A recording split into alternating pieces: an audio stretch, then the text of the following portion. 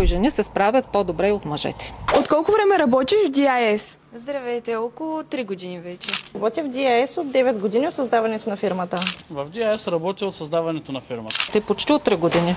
В какво се изразява твоята работа? Поддържам онлайн магазините на фирмата.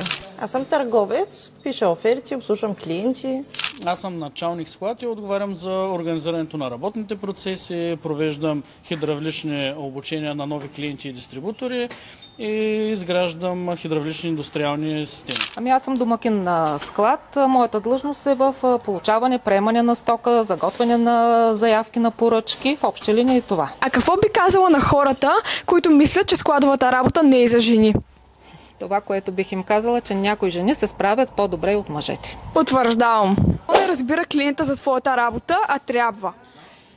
Клиентите в много от случаите не ни дават всичката информация, което е доста важно за нас, защото ако не ни дадат правилната информация, ние не можем да подберем правилните маркучи, правилните накрайници, правилните материали, от които са изградени маркучите и накрайниците. Това може да доведе до неприятни инциденти.